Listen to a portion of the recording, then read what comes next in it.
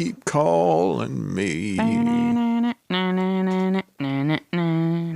better look up the lyrics, by the way. I'm going to pull up the lyrics because I literally don't know them. Oh, I write the lyrics down for every song. Did you know that?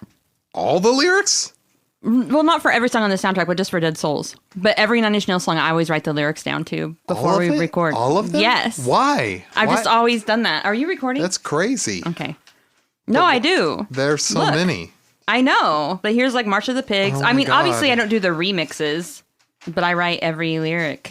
Here's I'm looking for, okay, Fixed, obviously I didn't. But yeah, here's everything for Broken.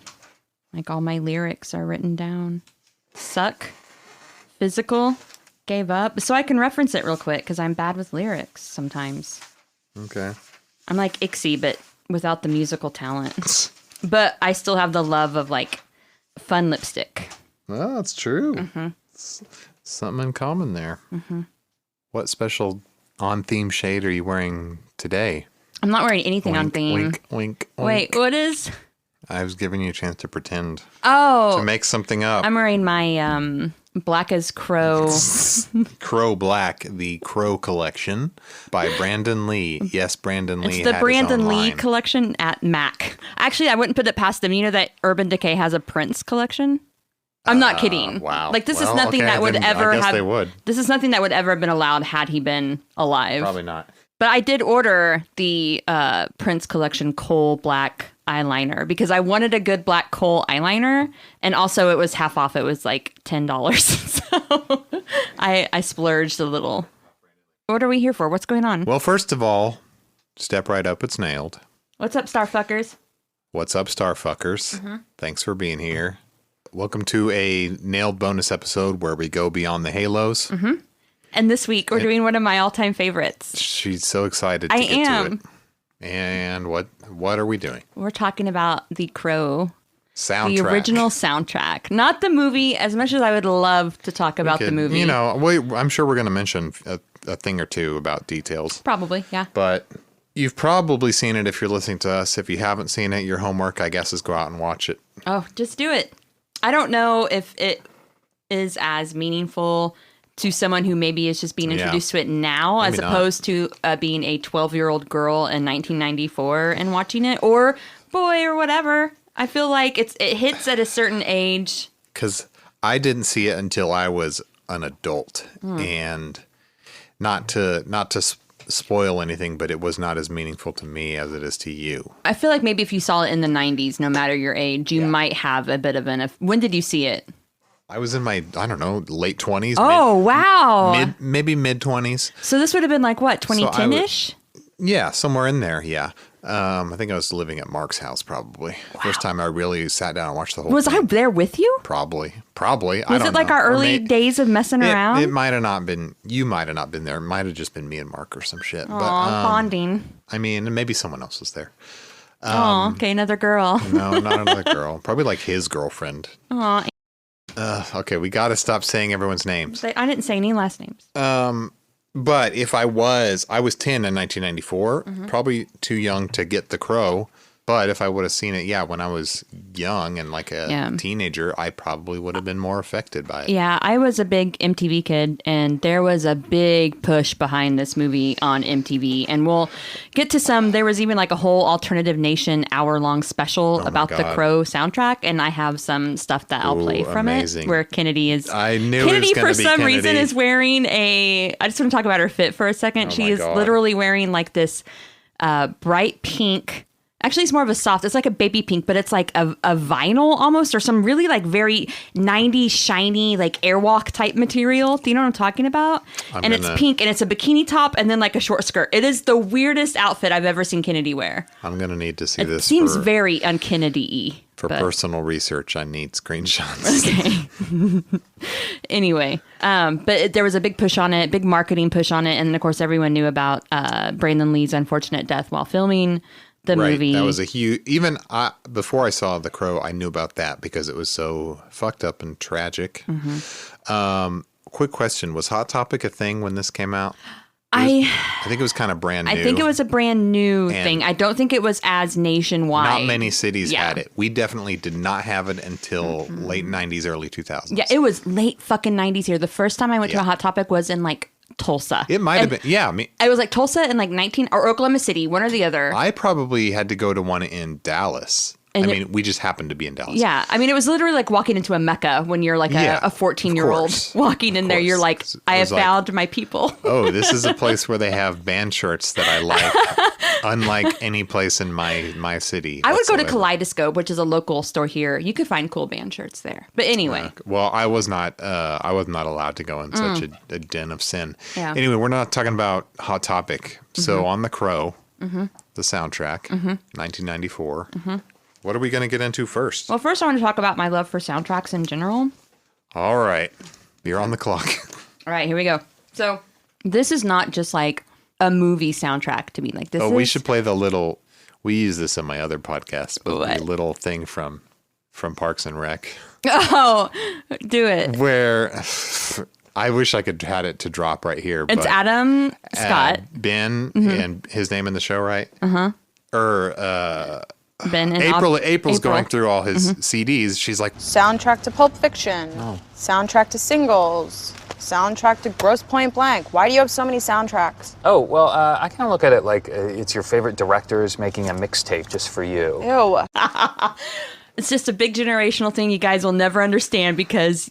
you guys didn't own the High Fidelity soundtrack. Oh, that's a good soundtrack. You didn't own Jay and Silent Bob Strike Back soundtrack. Let me tell you how I discovered Velvet Underground. It was High Fidelity soundtrack. Oh, okay. No, that's not true because we'll get into soundtracks, but this was like the first big soundtrack I ever owned. It was the first introduction to like so many bands. And I was talking to Blake while we were listening to this earlier. The Cure, my first Cure song was Burn.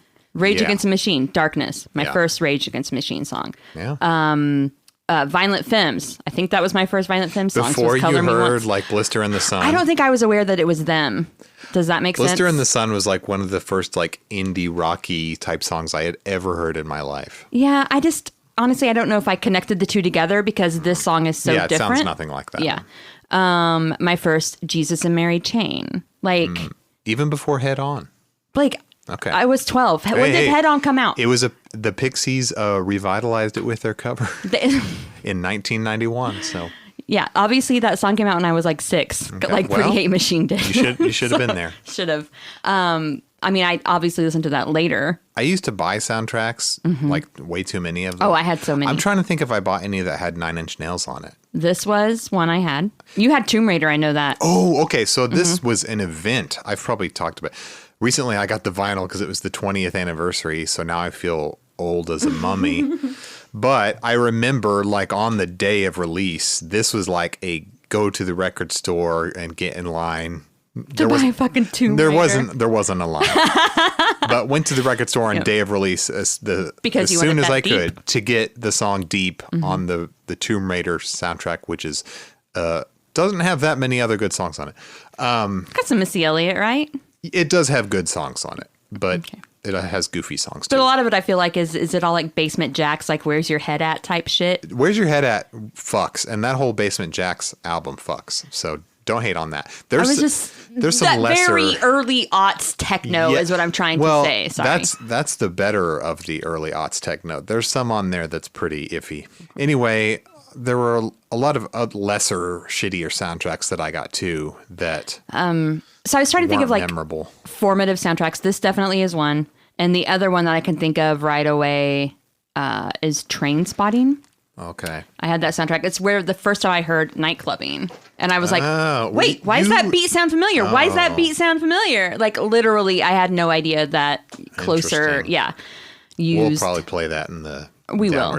But it also had Lust for Life. So it was my first introduction to Iggy Pop, basically. And also it had Perfect Day by Lou Reed. Temptation was my first real, like, New Order song that I fell in love with. And that was on that soundtrack. I mean, I'd heard, like, not Blue Monday, but, like, Bizarre Love Triangle and Blue Monday. But for some reason, like, Temptation, I just fell in love with. And then I really fell in love with New Order from there. So, yeah, I was thinking those are, like, two really big formative ones that I remember having and playing all the time. And I'm sure there are more, but I had tons of soundtracks. And it really was important because, pre-streaming services, pre-Napster, local rock radio, not the best here in our area. It really was a way that you found if you wanted a lot playlist, of artists. If you wanted a playlist, you didn't have Spotify. Mm-mm. You had to buy a soundtrack. Or you had to hope that your friends made good mixtapes. Right. And would dedicate the time to make them. I had one or two friends who did make good mixtapes with songs that are still with me to this day. Hey, you know what? I was the friend who made good mixtapes. Oh, were you? Mm-hmm. That's not surprising. Yeah. You've always been a mix person. I'm really good at I was just the one who received them. These days, I know how to make a good mix. I just did a Halloween one. Mm-hmm. I helped. Then, just did help, but I'm good at transitions. That's my main thing. Song selection, not so much. Yeah. So I was trying to think. I mean, I couldn't quite remember if this was my introduction to Nine Inch Nails or not. But let me talk about why. So Downward Spiral came out. Well, the actual soundtrack for this came out in March 29th, 1994 was when this soundtrack came out. The actual movie itself was released on May 13th, 1994. Wow. Does that sound like an important date? May 13th, 1994? Mm-hmm. That's when the movie came out, theatrically. Is that when Downward Spiral came out? No. What is May 13th? Oh, fuck me. It's my wife's birthday. I knew that. I would never forget your birthday. Mm-hmm. You know that. So that's when the actual movie came out. The soundtrack came out on March 29th of 1994. The Downward Spiral, I think, came out just right before that. Hold on. Let me get the actual date. March 8th. Yeah. So weird. But, I mean, I'm sure I had absorbed it, like, somehow, because I was watching TV all the time. But I don't think I bought the soundtrack until I saw it on VHS. And I can tell you very clearly the heartbreaking story of me watching The Crow. Well, mainly, I didn't get to see it in theaters, and I wanted to so bad. Like, you don't understand how marketed this movie was to the MTV crowd. Why didn't you go? My mom wouldn't take me. Really? She thought the movie looked dumb and had no desire to see it. My sister went to go see it with her boyfriend and came home and rubbed it into me. She's the villain. Once again, she's the villain of this podcast and every podcast. That's what sisters do, man. She didn't even take little sis, who probably... No, she was with her boyfriend. You would appreciate it so much more, though, because she was a basic and you were a goth. I wasn't goth yet. I was very basic. I know you and I wasn't ever really You goth. weren't ever goth. No. But it's funny to imagine a 10, 12-year-old goth kid. Jessica. It would be funny. But the first time I saw it was actually my mom let me have, for the first time ever, a co-ed party around Halloween. Yo, you threw the party? It wasn't a big party, though. I could only have like a few kids over. And so I invited... Was it a kissing party? No, it was not a kissing party. It was a Halloween party. It was spooky.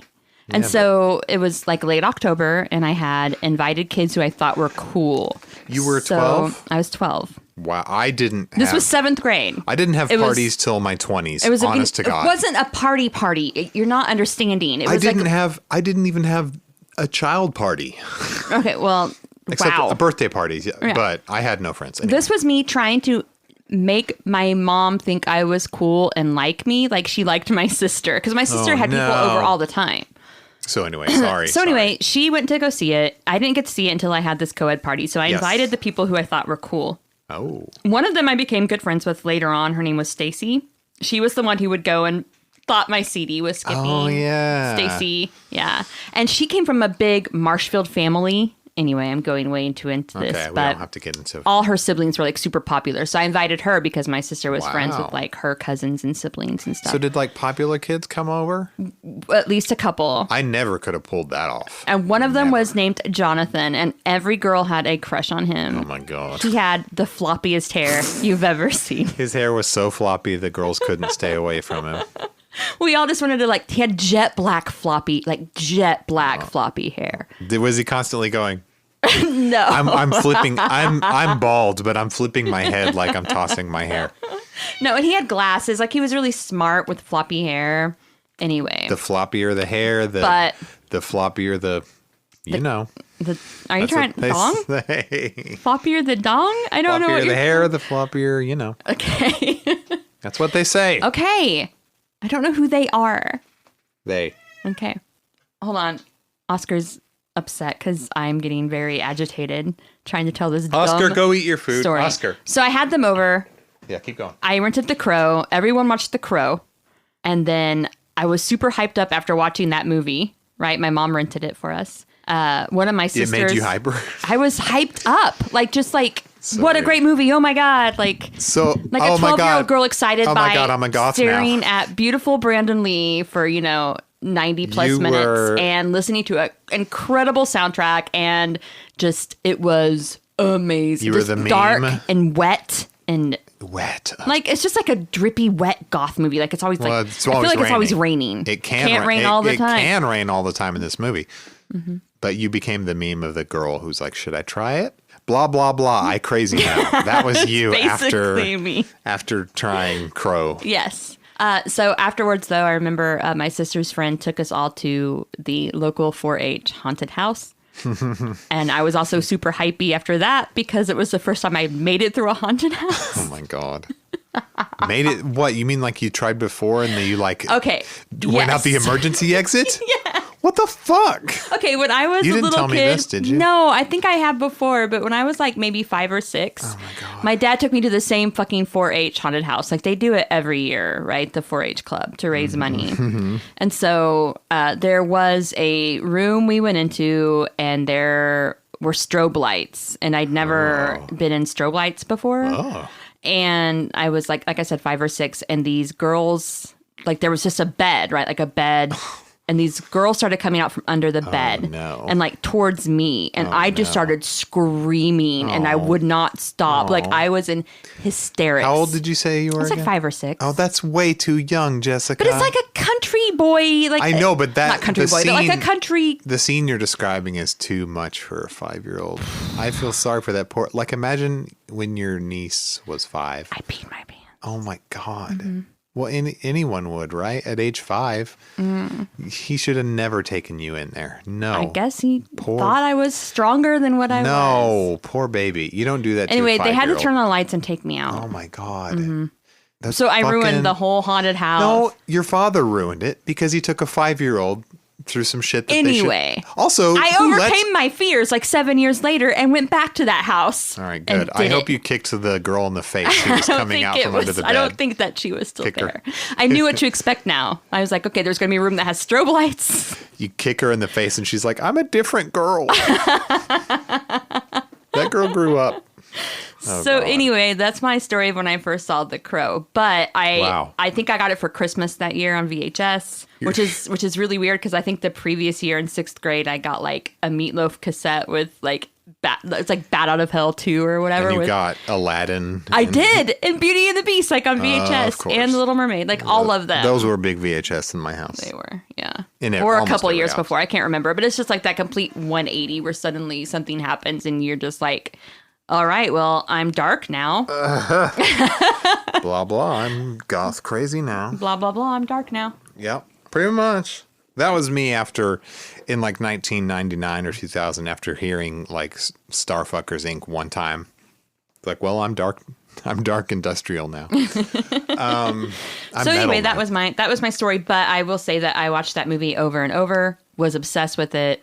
I had a Brandon Lee poster hanging in my room for years. Like I'm talking from a Crow poster? Yes. I'm talking from 8th grade till probably like my senior year in high school. Wow. I loved it. And also it's not hard to imagine my transition from being in love with Brandon Lee and The Crow to having a humongous crush on Trent Reznor because they had the long dark hair.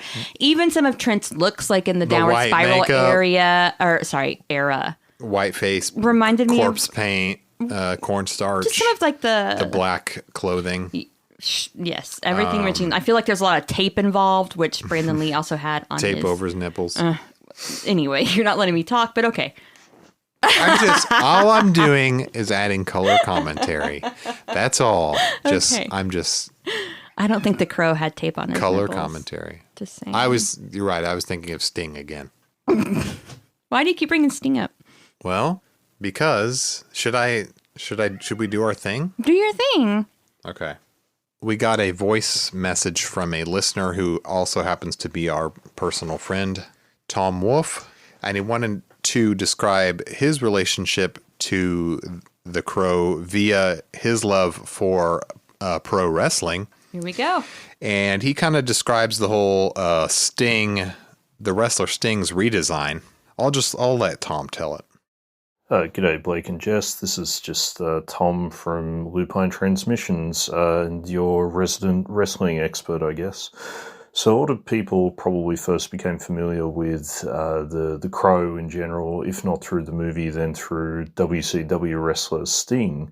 As some of you may or may not know, in the mid to late 90s, and even now, he wrestled with face paint and a look, including the trench coat and so on, that was, quote-unquote, heavily inspired by the Crow. Essentially, the way that ended up happening was Sting was kind of in a transitional period in his career at the time, and another associate of his, another wrestler named Scott Hall, came up to him and basically said, well, I've seen this movie called The Crow, why don't you sort of look into that and see if that's sort of right for you? Scott Hall had sort of become famous by ripping off Scarface to become this character called Razor Ramon previously. So I guess Scott Hall was just kind of continuing his grand tradition of, just directly plagiarizing movies and turning it into great wrestling content, I suppose. But yeah, so it's not a terribly in-depth story or anything, but that's kind of how he ended up with that look, and he still retains it today. You can see him wrestling in AEW, still using that Crow knockoff look today. Hell yeah, brother. So thank you, Tom. But he mentioned, by the way, his podcast is called Lupine Transmissions. You should definitely look that one up. Another podcast on the Ox Network, and he talks about things that are strange, dark, and unusual. I was on an episode about Interview with the Vampire. I was on that one. I was also on one where we talked about King Diamond. And also Fire in the Sky. We were on that together. It was like couples night. Lots of alien stuff. Mm-hmm. Anyway, if you know wrestling, if you're a wrestling fan, you already know all this. But if you don't know, look up what Sting looked like in the 80s versus his 90s and beyond look, which is directly lifted from The Crow. And it's bizarre. It's an insane difference. Maybe we'll post something to Patreon. We should. Or not to Patreon. I'm sorry. Why did I say that? We'll post something either to Instagram or to Instagram is where it'll go. Discord for our for you guys. Discord for Starfuckers. Yeah. If you're on there, not everyone uses Discord, but anyway, we'll post it.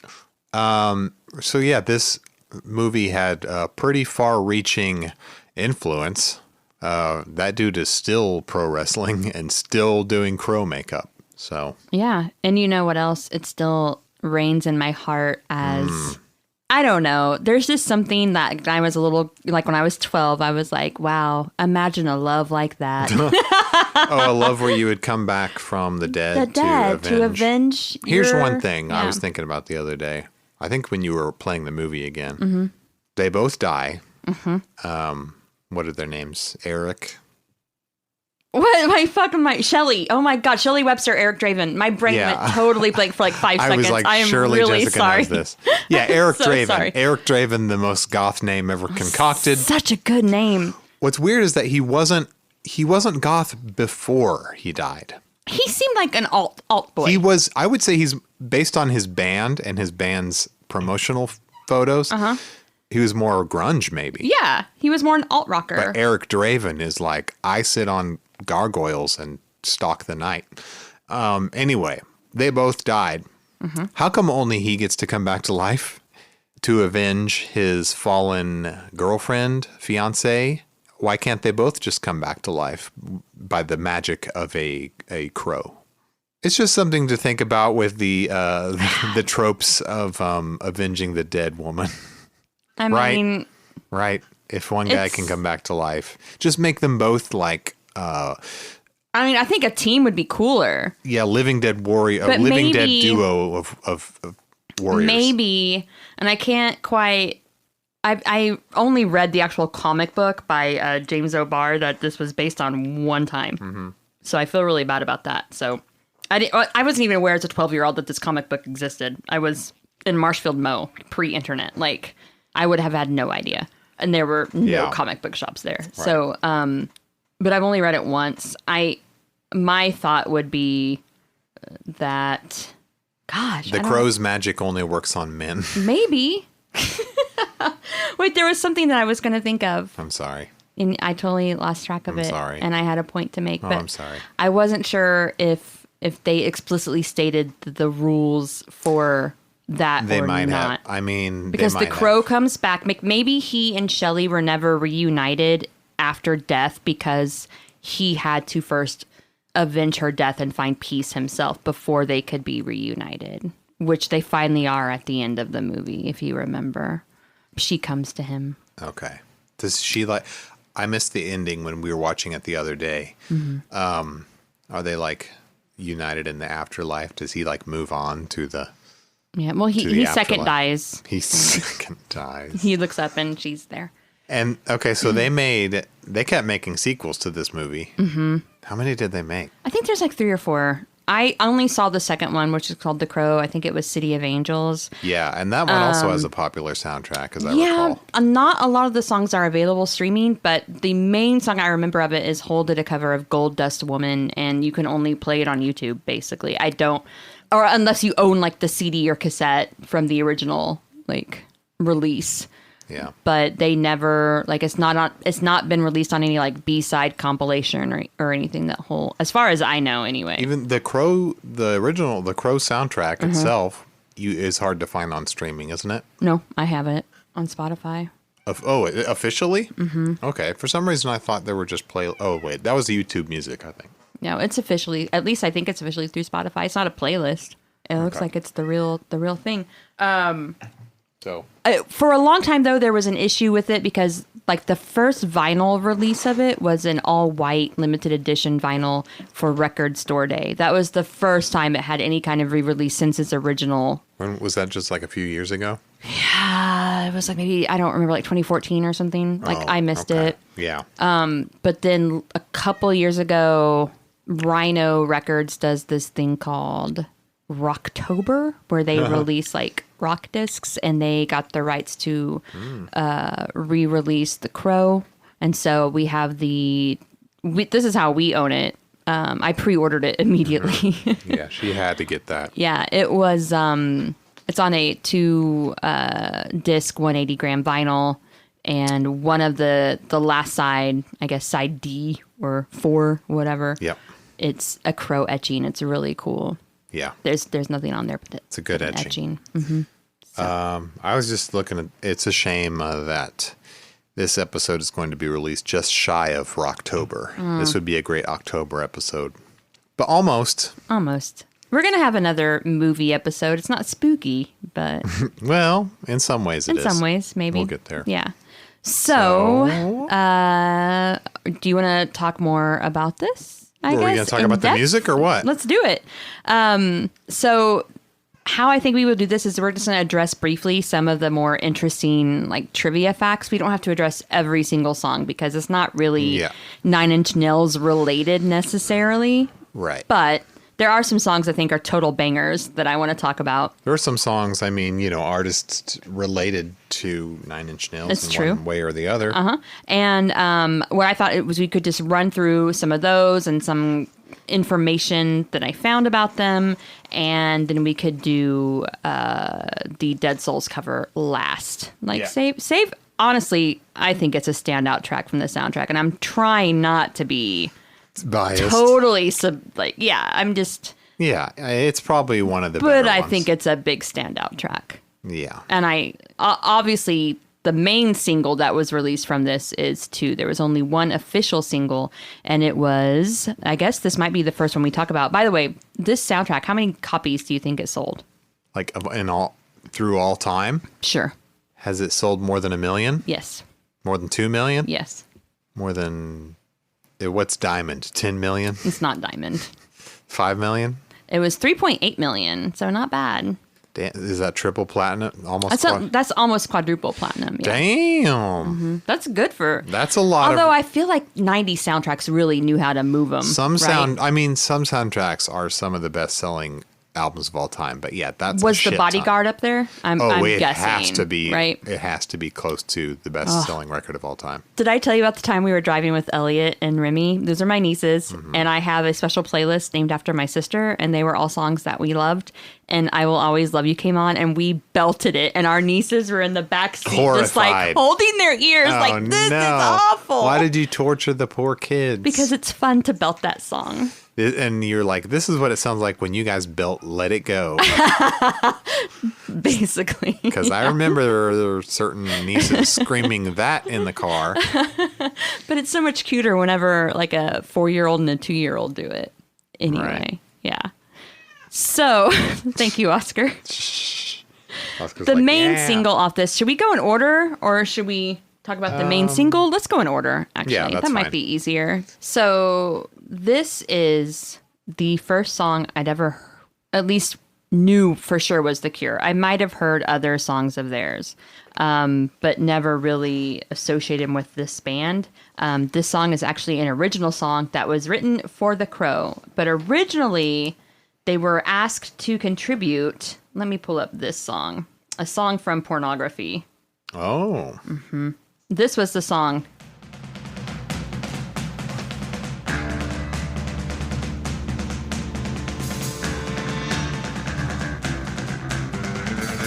Which one is this? This is The Hanging Garden.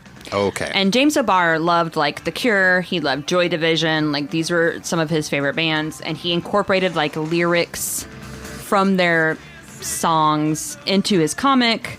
He named sections of the comic after like Joy Division songs. He had characters quoting lyrics from songs. Wow. So when this movie was being made, they approached the band and Robert Smith was like, hey, guess what? I'm a fan of the comic.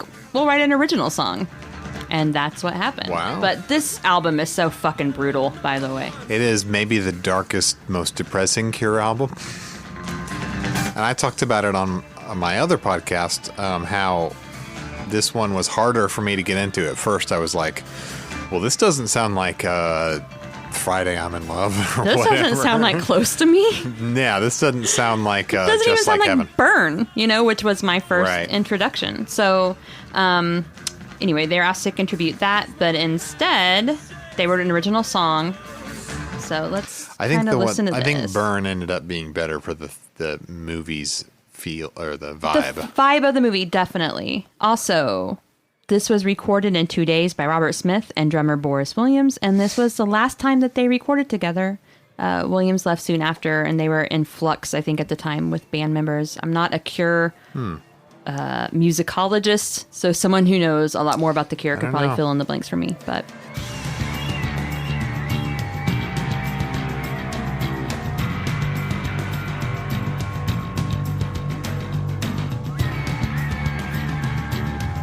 This one's kind of quiet, or at least it starts quiet. It starts quiet, yeah. So this only appears on this soundtrack, not on a Cure album. As far as I know, unless there's like a B-sides compilation or something, or, B-sides and rarities, whatever. Yeah. Is this used toward the beginning of the movie? Mm-hmm. Yeah, it's one of the first songs you hear, I think. Also, it's 6 minutes, 39 seconds long. We're not going to listen to all of it. I know. I'm just saying, damn, it's a long one. But it's good. Like, it really establishes, like, the mood. Actually, the songs on Pornography has, like, 6 or 7 songs on it, I think. And they're all really long. So it's kind of... Is it that low? Hold on. Yeah, it's an album of long songs. So this is kind of in that vein. I thought they were, like, 8 or 9. I could be completely off base here, but I remember them being long songs.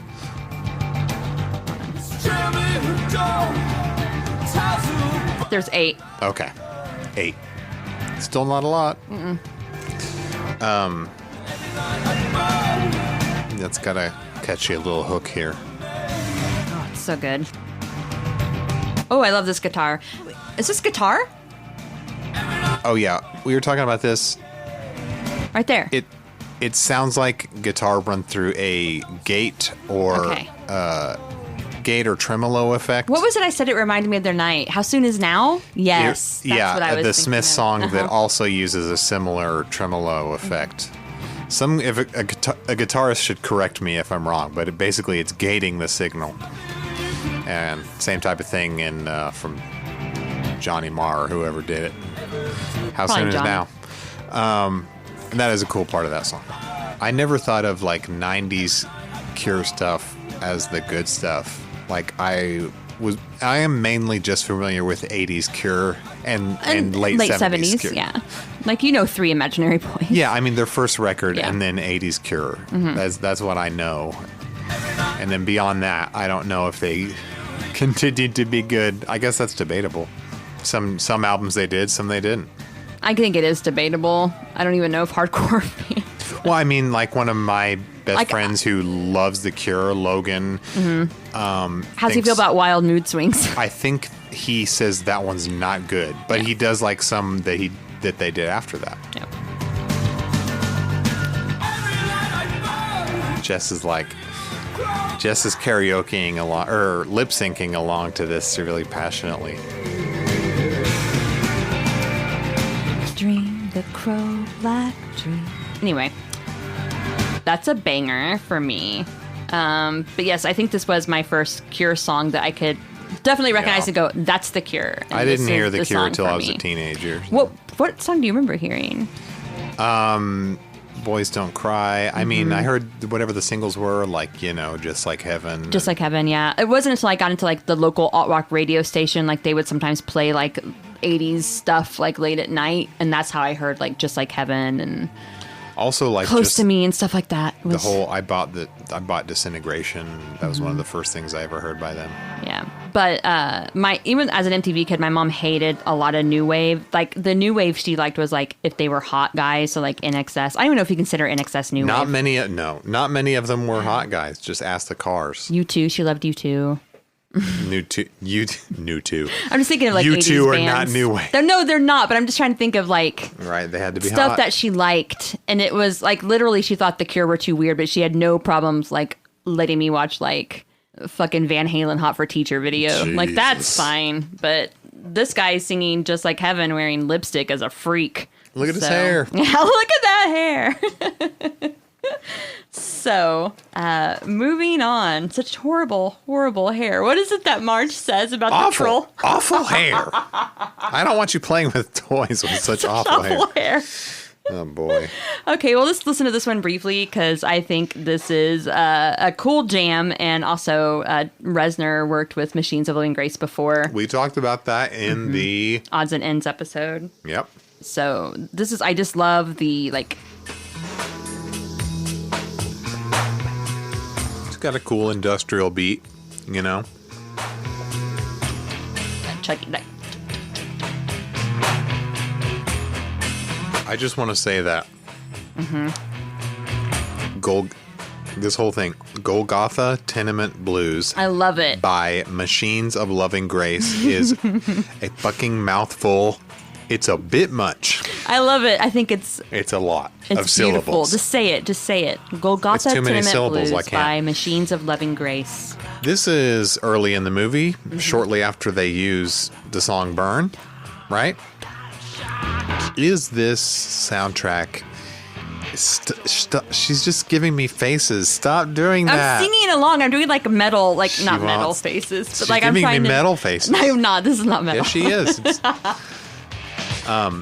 I like this when the beat... Oh my God, she just pulled the biggest face. I like when the beat goes to like double time there. Does this whole soundtrack go in chronological order of how they appear in the movie? I believe for the most part. I think it is that. Because as we get towards the end, you have Medicine and also My Life is a Thrill Kill Cult, and those are actually bands that perform live in the club. That the gangster okay. owns. That's right. Didn't Thrill Kill Cult play the fake band in the movie? Yes. Okay. And then the final And then song Medicine was plays there, over the too. credits? Yes, they carry it all the time. But they reference it throughout anyway. It's kind of like the theme of the movie, right? Because wasn't Eric Draven, didn't his band sing It Can't Rain All the Time? Oh, really? I didn't catch that. His band was... Okay. I'll find it. Eric Draven's band was called... What were they called? Oh, something about the Joker. You know this. It was the Hangman's Oh, yeah. joke, right? Yes, Hold on. the Hangman's Joke. Okay. I'm going to double check that, though. Somewhere I feel like a crow between... poser. It's not quite the Killing Joke. That's true. It's not Is there a band called Hangman? Yes, it is Hangman Stroke. I had to double check my my memory. Quite a name for a band. A grungy looking band by the looks of them. This I always liked this. This is a very moody song, so it fits the mood of the movie. Okay, so we'll stop here. Is there anything exciting going on after this? What do you mean after this? I just like that part. So there were some pauses there. Did your friend Stacy get up and? No. So the next song was actually the only official release as a single anyway, from The Crow, and it's Big Empty by Stone Temple Pilots. This song slaps, I think, in every way possible. I know a lot of people hate Stone Temple Pilots. Maybe not. Maybe just Blake. I don't know. No, stop. I don't hate. I just have it's not my particular thing. But have you ever really listened to Purple, though? Not all the way through, no. You should. It's so good. Does that have Black Hole Sun on it? I think that they were wrongly maligned in the 90s. Because nobody maligned them. They were fucking worshipped. What are you talking about? The critics hated them. Are you sure? They hated Core and would talk about how they were just like a grunge ripoff band. This band, all the time. This was one of the most successful bands of the 90s of that genre. Come on. But don't you want to be critically adored too? I would. I mean, yeah, of course you do. I would want critical adoration and fan adoration. You want to be Radiohead. You want to be Radiohead. But haven't they alienated most of their base at this point? Radiohead now, yes. Yes. But pre 2010 or whatever. Yeah. Everybody loved them. Yeah. I think critics still love them. I just think the fans are. It's like the ratings. I don't know. I kind of dropped off after Creep Remix. Which was that a joke, by the way? Was Tom York doing a joke? I don't know what that was. It's literally like a 10-minute version of Creep. Well, it's like a meme. It's like slowed down with reverb, like the memes that they do on YouTube and shit. Yeah. That's all it is. Anyway. It's slowed down with reverb. So, before we get too far into this, they originally had selected this song called Only Dying. It was a demo from Core, which was their first album. Okay. But they quickly switched it to Big Empty because of Brandon Lee's death. Like at the time when they were getting the soundtrack ready, Only Dying, which is the song I'm going to play the demo of, was supposed to be in the place of Big Empty. Big Empty was not supposed to originally be on the soundtrack. They changed it because it had the word dying in it? I just think that there was a quote. Let me find it real quick. I think that they thought that the topic of the song would be tacky. Okay. After his death. I want to hear it because I want to hear if it fits the mood better. Okay. Because I don't know that the mood of Big Empty fits The Crow all I think that it well. does. Okay. Well, it's played like... Well, okay. Wait, we'll listen to this and see. But it was released officially on the 25th anniversary of Core when they did like a deluxe edition. So here's Only Dying. So, taking the mood way down.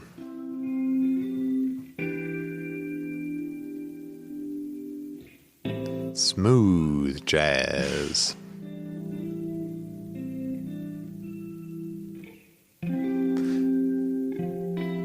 Well, you'd have to use this in a really downer scene. Oh, okay, never mind. There you go. Everything changed.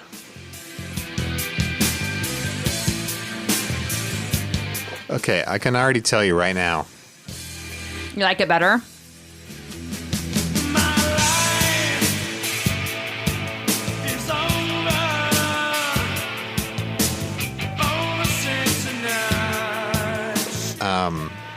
I think that Scott Weiland's voice gets so much better the older he gets. But I think this vibe does fit the movie a little better. Especially those the opening sort of guitar. And this is the demo, by the way. I think they were going to re-record it. Okay. So it probably would have had a different mix. And the guitar sound on it, way, way more goth. Mm-hmm. I agree. Especially those opening arpeggios, that's straight out of the goth handbook. That would have, I think, or Twill and Crow. It was, well, we'll get there. It doesn't, yeah, his voice sounds different in this than it does in like Big Empty. It sounds more like his voice on Core as a whole, which if you're not familiar with it, this is how he sang on most Did that one have any radio hits that I would know? It totally did. Like what? Oh, like sex type thing, like I am, I said I wanna get, or Plush, that one that's like Now all you had to do was say I am. Oh, okay.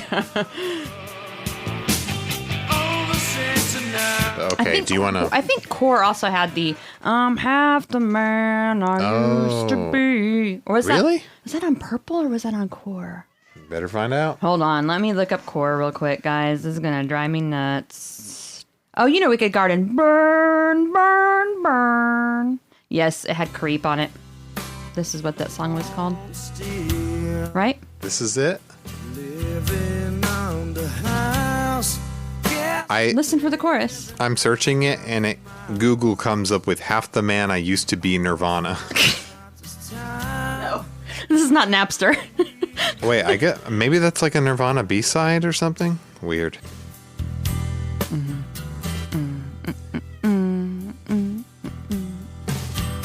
Take time with a wounded hand, 'cause it likes to. Okay, I'm gonna re-listen to Core sometime soon. It's been a while, guys. But you also know, like, this was a big MTV hit. And I feel when the dogs begin to smell her. That's me doing my... What's this one called? It's called Plush. Oh, yeah. Yeah, I've heard this 1,000 times, too. And, sex type thing. I mean, this had radio hits. I can never remember their titles because their titles aren't in the songs. All right. Are we going to play The Big Empty? The song they did end up using? Yes. But I want to listen to Core later. That's fine. That's on your own time.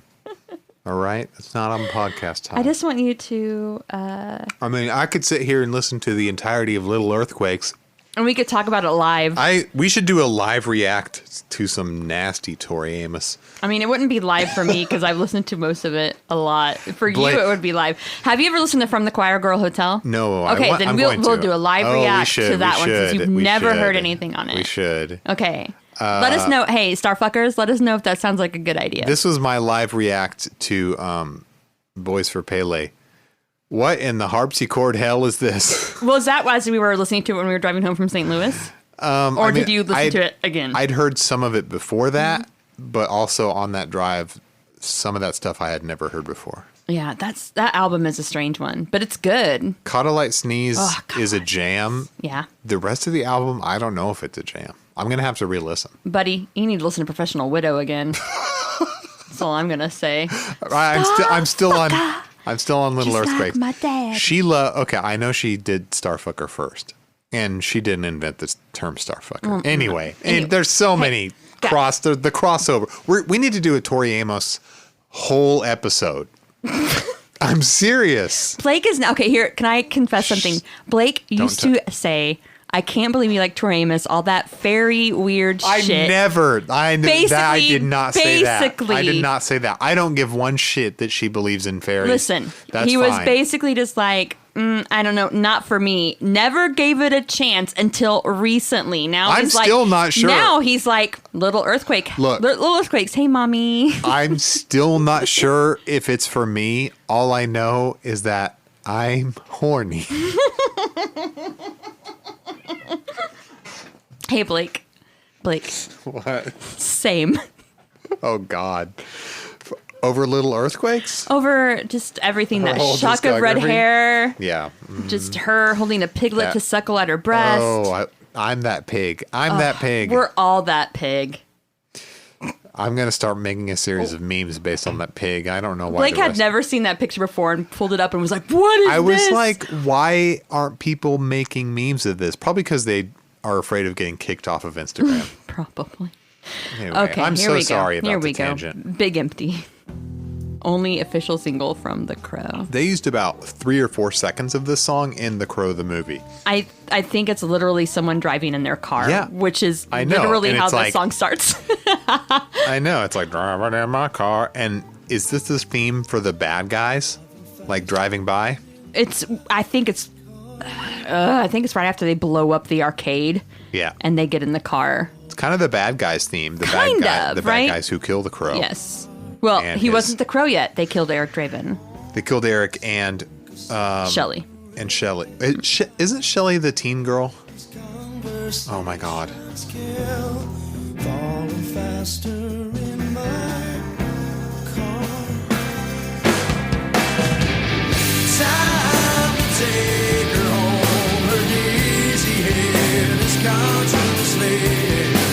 Oh, no, I think I'm sorry. You were 1,000% right, and I'm a fucking idiot. I was picturing her little tombstone, and I was like, I swear it says Shelley Webster. The little girl in it was named Sarah. So two S names. Yeah, I got confused because I'm dumb. And her mom's name was, oh shit, they say it. And Shelley Webster was Eric Draven's fiance. They weren't married yet. Anyway, this chorus kicks it. I was kind of air drumming earlier. Listen to this. Because it does have those drum fills leading into the chorus that make you want to air drum. Yeah, Sarah was kind of a proto Hot Topic, like influencer, I think. She definitely got like a steal her look style. Oh, totally. She had like the undercut. Steal her look, skateboard, undercut, plaid skirt, jacket. Combat boots. Hoodie. Yeah, the boots are... Layers, like tons of layers. The boots are the main thing. Like just layers upon layers of clothing. She really took the crow mindset to heart because she did become really gothy, and she's all over the convention circuit from what I'm gathering here.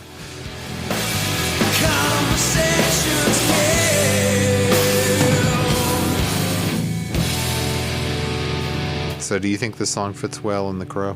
I can't imagine it without it. Well, okay. That's one way of answering.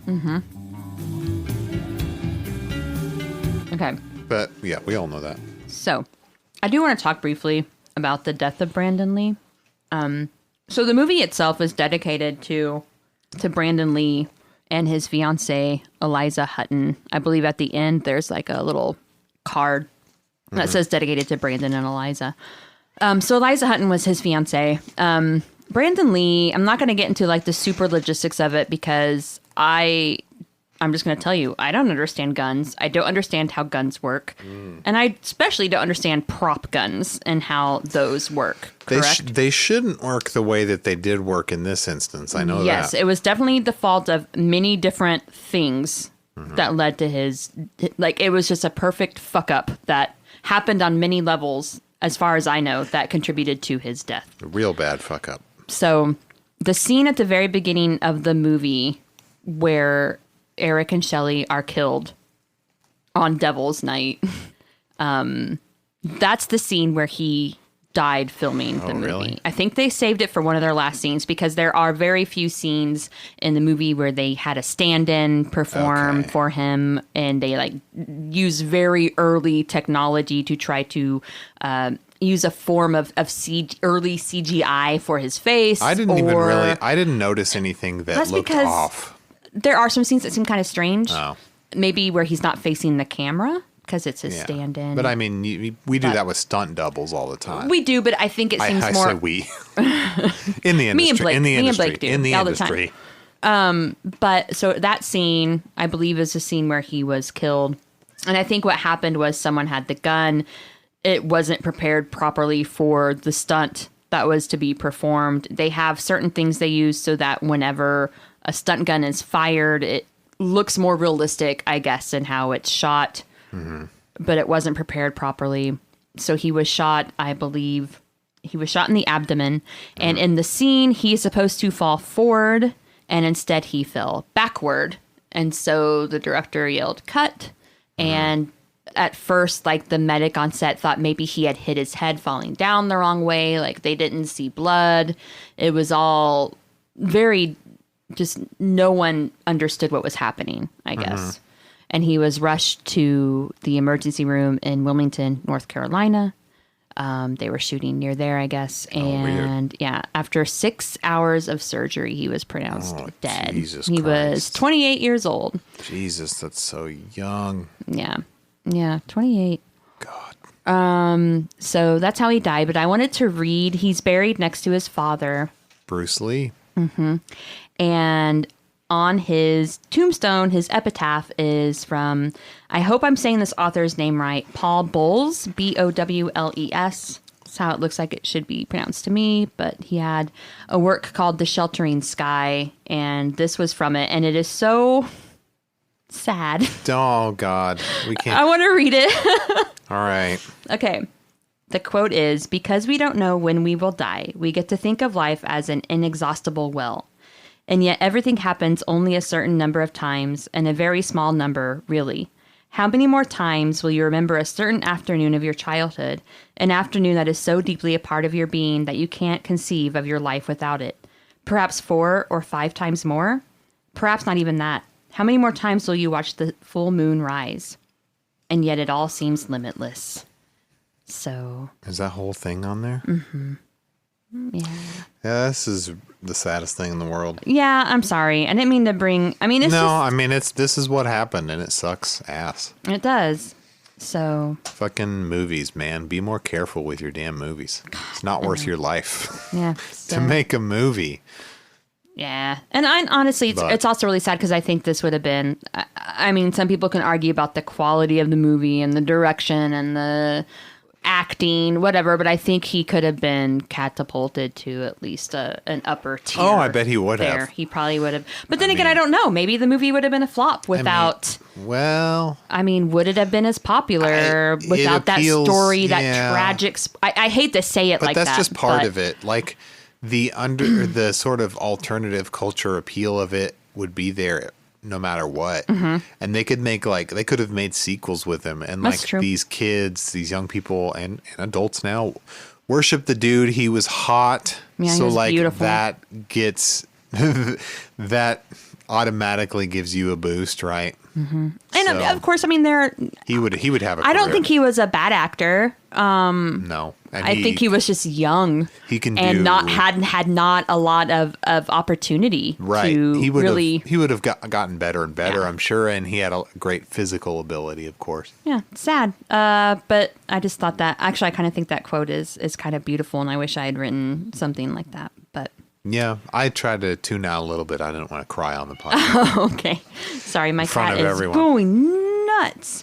Anyway, do we want to talk about another song on? Yeah, we have to soundtrack? get through this thing. We have I to get to the 9 Inch Nails song. So the next one I just want to talk about briefly is "Darkness" by Rage Against the Machine. This was my first intro to Rage Against the Machine, but this song is actually a re-recording of. It was called "Into the Darkness of Greed." And it's a re-recording of a song from Zach De La Rocha's first band before Rage Against the Machine. That band was called Inside Out. So weird. Hold on. I never knew that that he had a band called Inside Out. Well, and they released a couple of small releases, and their next album they were working on was actually, I think, supposed to be called Rage Against the Machine. And whenever they broke up, one of the members left to join the Hare Krishnas. I'm not even kidding. It was, and that member was George Harrison. So. Well, you guys don't know, but anyway, I believe that their next follow-up was going to be called Rage Against the Machine, and so that was kind of taken by Zach, obviously, for his next band. He's I'm taking this. Yeah, so this is the original version by Inside Out. This next song is about the past of our country and how we got to the place where we are right now. Okay. In our past, the forefathers of this country Zach had short hair here. Decided upon the laws and the Constitution using slavery as its basis to make money. Okay. Enslaving other human beings and our brothers and sisters to make money is a fucking dark way of life. I mean... And it still exists. It's just covered up in a bunch of media and a bunch of other shit that happens. He's spitting. I mean, he is spitting. Spot the lie. A tiny fire, burning bright, shedding light on the darkness of greed. Because the innocent blood to flow, entire countries lost in a mass overthrow. Did he sing? Mm-hmm. He sang in this band. This is a super lo-fi. Yes, sorry. Only in the... It looks like it's literally like in a basement show. It's only in my left headphone. Yeah, it sounds like a basement. Mm-hmm. This doesn't sounds nothing, right? No. Okay. Was this ever on a Rage album or no? I don't think so. I think this was only on the soundtrack. So let's listen to... What's that? That was just me doing that with my hand. I like to make weird motions. No, I'm just doing the... I'm trying to hear what kind of bass that is. Okay, that sounds weird. This is my first Rage. It's an extremely jazzy bass. Yeah, it's good. This opening here is like this. You wouldn't think it was. There we go.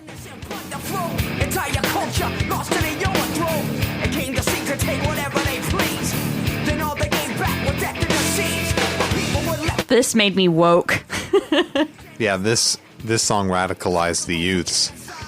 The goth youths. Yeah, so I didn't expect this kind of music from the movie because it's not gothy, you know. It's kind of a different feel. Mm-hmm. But it still works because it's like angry rap rock. It has its place, you know. I mean, I feel like it sounds different enough from normal Rage too for some reason. I don't know. Well, it has that weird soft jazz verse. They say we'll kill them off, take their land. But yeah, it's a pretty good one. There we go. Okay. Anyway, this is Jessica's first introduction to right, baby's political. First Rage. Yeah. Right. Yeah, my first Rage. So I just kind of wanted to play that. I think that's cool. Yeah. Like Rage, love Rage. Okay. Next. Wow, I don't even know what to go to. Can we talk about Color Me Once? Color Me Bad. Yeah, we can talk about it. I want to talk about how earlier today I was just listening to my release radar mix on Spotify. And it was one of those things where the synchronicity is just too much. Okay. And this came up in my feed. This is the early version of Color Me Once. Oh. Some of it's going to sound really familiar, but there's some strange... Not strange. I'm not even that familiar with the song anyway, but... It's going to sound a lot the same. I think that the soundtrack version is a cleaner production. I don't know if I'm saying that it's right. a little bit, slicker production. Mm-hmm. I'm not super familiar with Violent Femmes, but I'm going to assume this is the gothiest song they ever put out. I mean, they've written like some like murdery ballads. Yeah. Like is it Country Death Song that I'm thinking of? Yeah, something like that. But I mean, most people are familiar. I think is there I feel like most people, like the younger kids will know because Gnarls Barkley covered a Violent Femmes song. Which one? Gone Daddy Gone. That's a Violent Femmes song.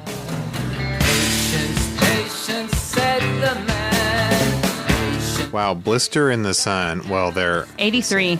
Yeah, 83. Mm-hmm. That's so early. I was so one. Long ago. I was one. I was a fetus, folks. I was a sperm. Vocals are a little bit different. Yeah. So their first album, though, I'm looking at it. It's been a while, but it is bangers after bangers. It's got Blister in the Sun, Kiss Off, Please Do Not Go, Add It Up, Prove My Love, Gone Daddy Gone. Damn, that album is great. Anyway.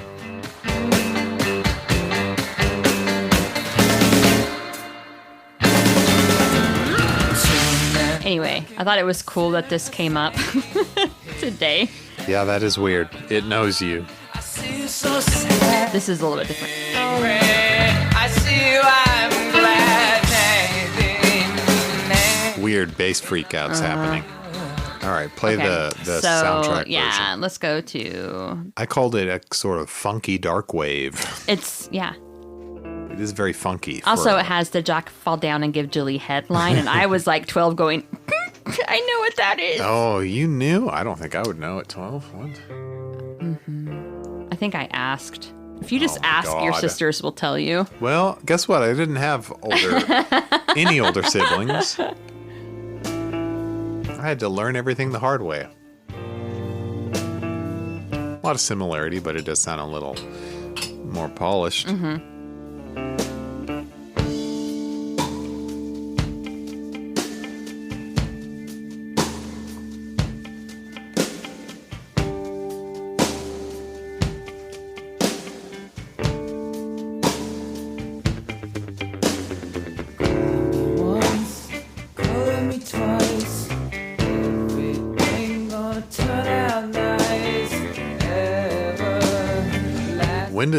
When is this used in the movie? Do you know?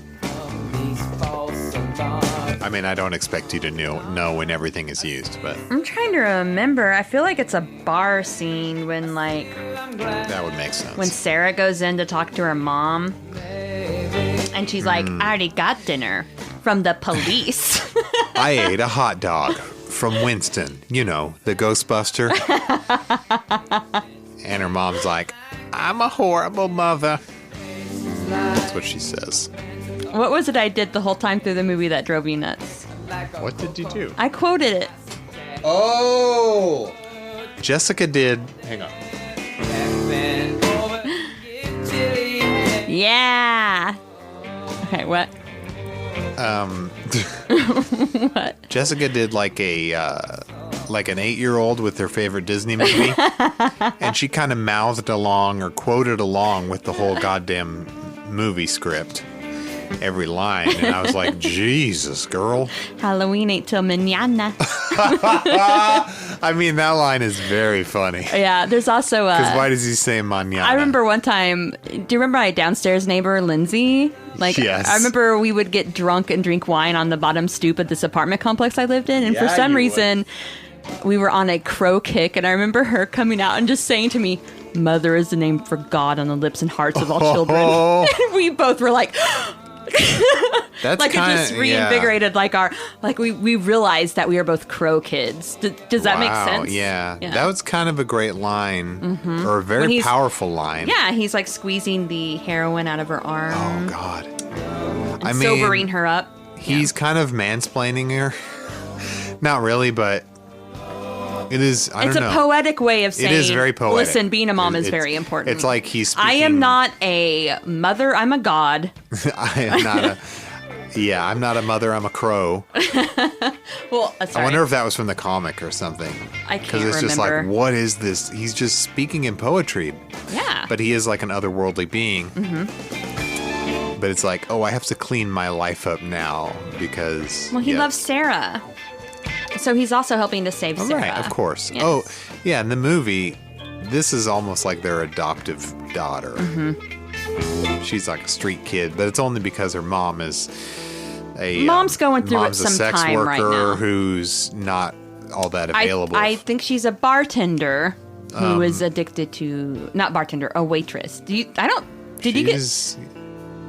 Okay, I thought she would... Oh, is she a sex worker? Well, she was tending bar, but I thought she did both. Oh, maybe. I could be completely it could off. be. It could be. I thought that's maybe my innocent mind is like, oh, she's a server at this bar who is also just with this guy who's a total scumbag and they're addicted to drugs. Probably, but I'm an innocent creature who does not... That was implied to me, but I could be off base. No, you're probably right. A lot of people understand The Crow better than I do. Oh, you're probably right. Anyway. Okay. Are we on to the next one? Yeah, sorry. I just we need to keep moving. Yeah, this is... honestly, I don't have a lot to say about this other than it's Henry Rollins. Yeah. It's Rollins' band covering a suicide song called Ghost Rider, which is, of course, about the Marvel Comics anti-hero. Is it really about him? Is it really about him? Oh my God. That's the lyrics funny. Even are like talking about him. Like, I have a flaming skull for a head basically. and I ride my motorcycle. That's crazy. Yeah. But yeah, so Henry Rollins got to be in the movie. Briefly. He plays someone that a villain grabs him out of his car, right? And it doesn't quite go as planned, but... And it's like, Halloween's not till Monday. That's not him, but okay. But yeah, this song was not... I don't know. This song didn't stick with me all that much. Can I say something? What? I like Henry Rollins as a human. He's fine, whatever. I've never been a big, like, Black Flag person. No, I know enough. You'd have to ask our friend Josh. Our friend Josh is a big Black Flag person, and the only Rollins stuff I know other than minimal Black Flag is going to be this song because it's on the Crow soundtrack. And I love this part. Anyway. And the Liar song that was on MTV when I was a kid. So one of Henry Rollins' minor mainstream hits, if you could call that mainstream. Yeah, exactly. Okay, so next one, I guess. All right, we're going to go into some Helmet just briefly. This Helmet song, I like how it's called Milk Toast, but not the way you actually spell Milk Toast. But that's on a different album where they spell it that way. Because they do a different recording of the song and it's spelled Milque. For real? Yeah. That's just confusing now. They're just confusing me. Can you turn it up just a tiny bit? Thank you. Love that bass. Good production.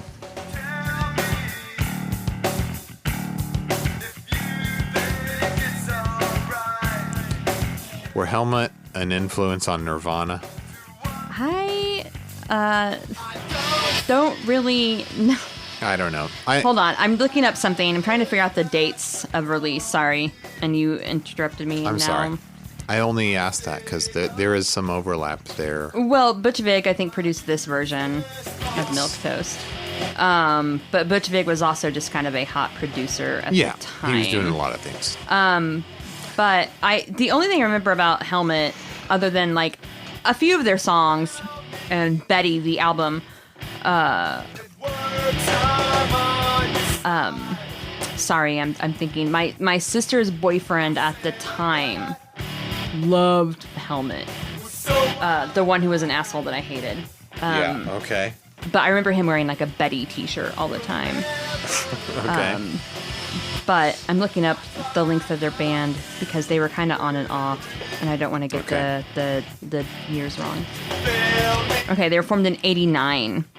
Oh, okay, so they were contemporaries of Nirvana. Yeah, so they were 1989 to 98, and then 2004 to present. And I know that Paige Hamilton, who was like kind of the founding member and vocalist and guitarist, had a lot of training in jazz guitar. Actually, I think he has like a jazz group even that he still records with or has. But he recorded with 9 Inch Nails. Yes. On a track from The Fragile. I think it was No You Don't. A track I fucking loved. I'm assuming he played guitar on that song that has some of the sickest guitar you ever heard. Yes. And so Betty came out in 1994. That's what I was trying to look up. Sorry. I'm getting the exact release date. June 21st. So it would be after this soundtrack. Milk Toast, MILQUETOAST, is the version on Betty. I was double checking that too. So they put the incorrectly spelled version on this soundtrack. Yes. I wonder why the two versions. I think because they sound different. Well, thank you. So this version is produced by Butch Vig. Of Last Remix fame.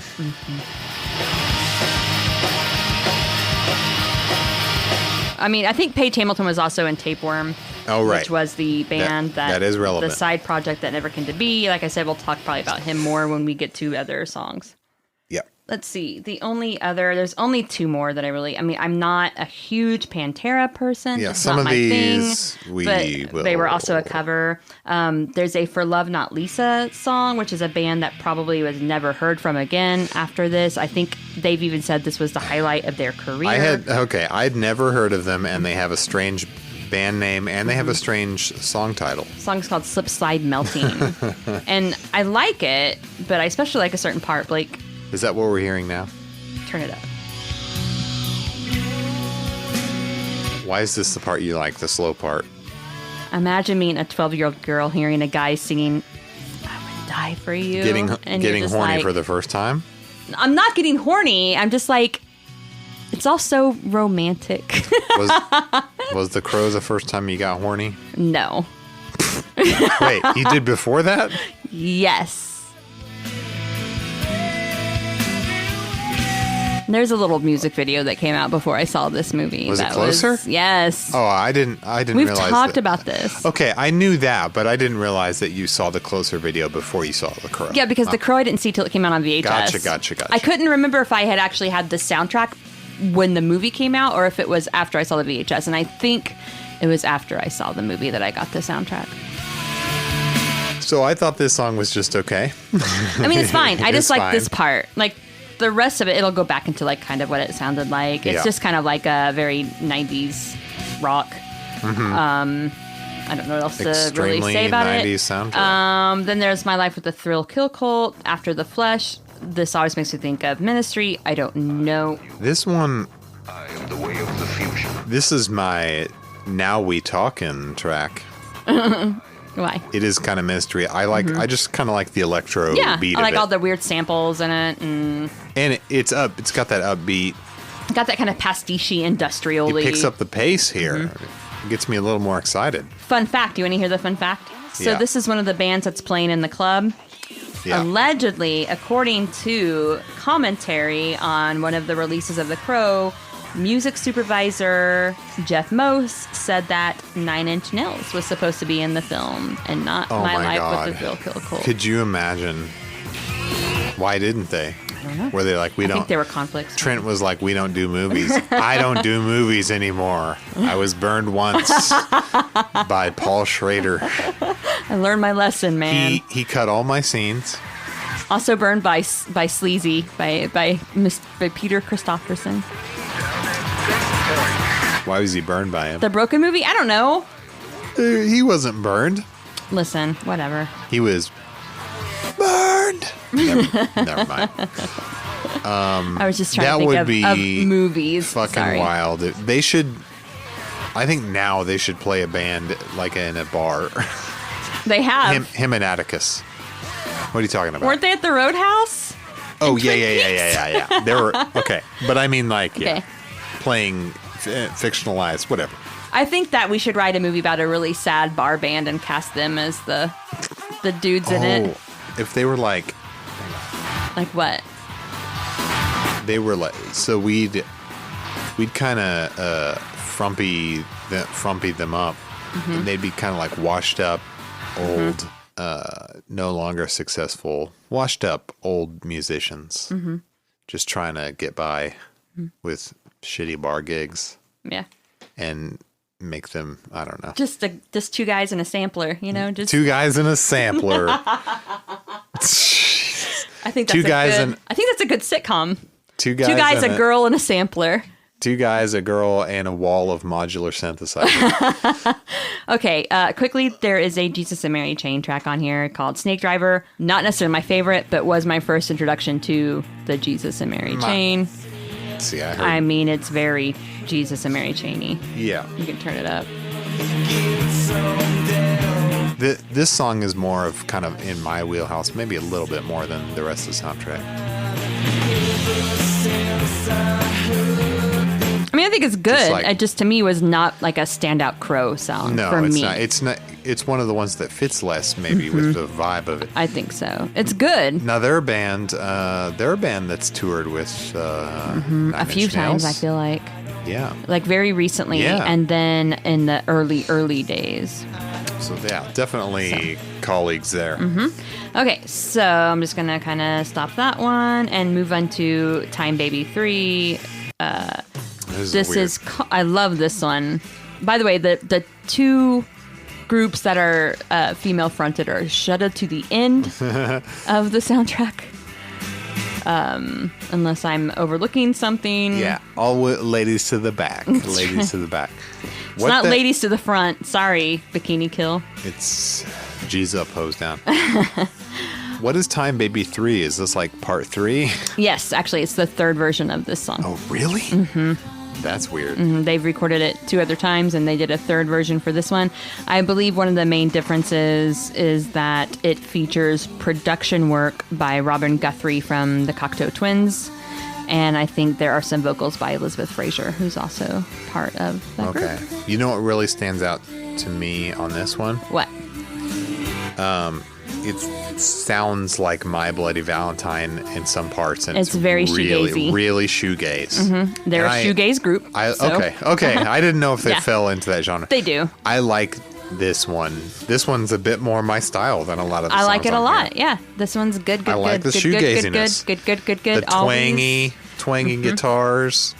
It's more shoegazy than gothy, but I guess those are in the same universe. So. I think that this is just, like I said, like a introduction to dark. And there can be kind of dark shoegaze, Of course. I mean, people who like that type of music, we cross over. Yeah, and this is, definitely. I just always like this, especially like towards the end where you hear like these shouts in the background. Hold on, right here.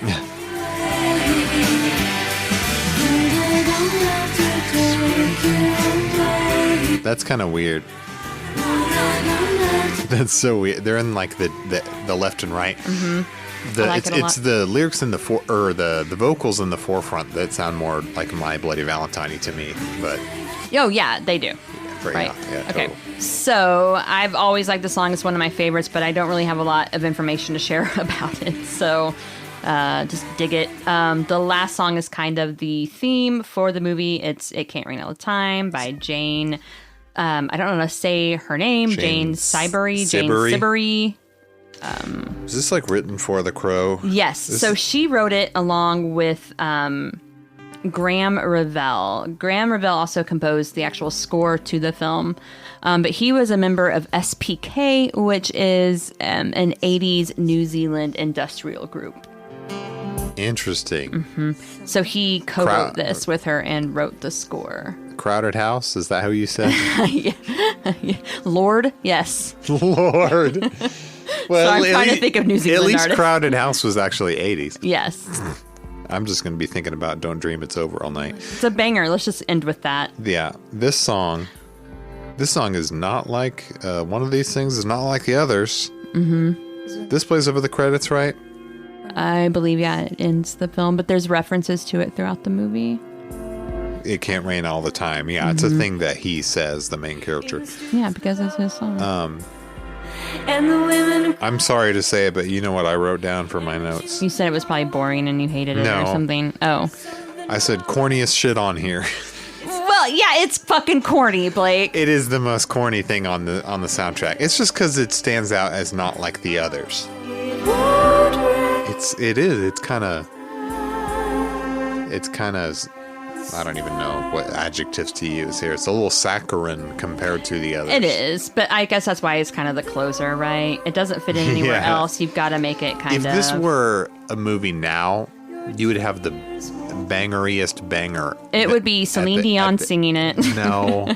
At the end, you'd have something that just splits the screen wide open when that credit hits. You know what I'm saying? Okay, so... I want to play you something. I'm not wild about it. I liked it fine as just a tie-in to the movie. Okay.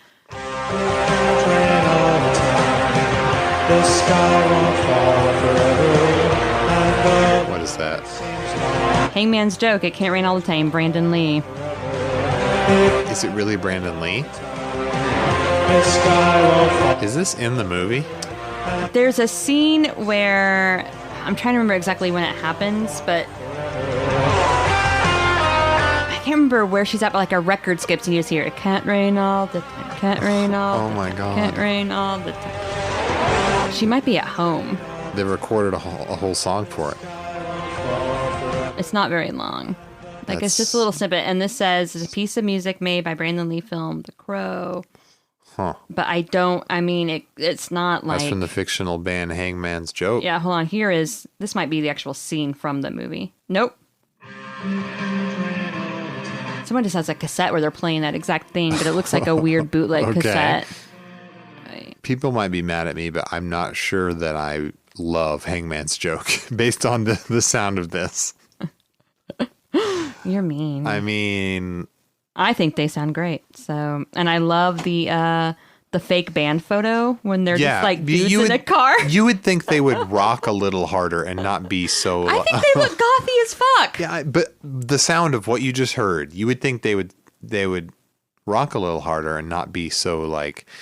Here's another group photo of them.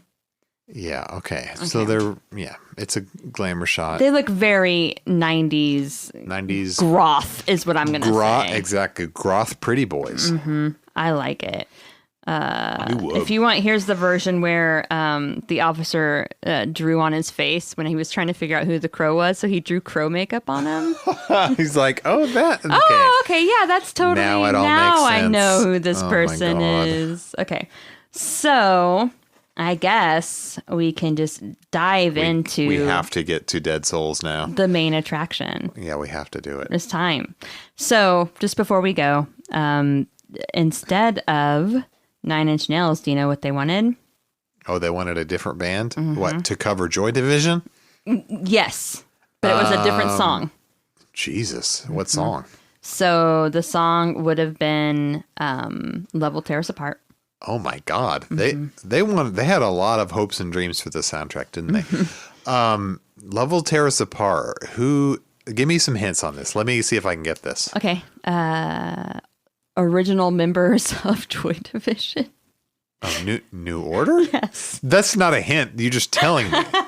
So they wanted New Order to come on the soundtrack and like I said, Love Will James Tear Us O'Barr Apart. was a big fan of Joy Division. And obviously that kind of moves into being a fan of New Order for most people. Yeah, of course. Yeah. Here's a dumb question. Did New Order ever do Love Will Tear Us Apart in any form? They did. So I have a live version I'm going to play for you that was done pretty recently. I would like to hear it. Would you like to hear it? Okay. That's something I would like to hear. I've never heard that. Joy Division song is called Love Will Tear Us Apart.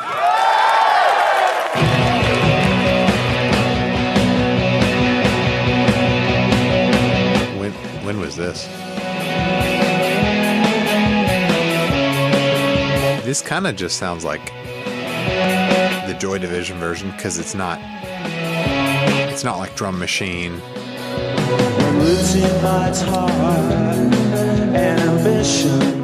It says it was posted like 14 years ago, which seems nuts to me because I feel really old. I mean, that's when it was posted. It sounds pretty good. The guitar tone's cool. Well, the voice is different. Yeah, of course. Mm-hmm. I know you're not a big fan of Ian Curtis's voice. No, I mean, I'm so sorry to the people. I know they're a great band. I know he's great. I'm sorry, R.I.P. to him. I'm not a huge fan of singing. I'll just say I'm a bigger fan of New Order than Joy Division, totally. Yeah. But also, New Order has like way more output and time to grow as a group. Joy Division, I recognize why they're important and all that shit. I have difficulty sometimes listening to it. But anyway, they gave us Dead Souls. Yeah. Why didn't they get New Order? There was some kind of strange conflict. I don't remember exactly what happened. It just said it never panned out. You know what's interesting? I don't know if it's a rights issue with whoever.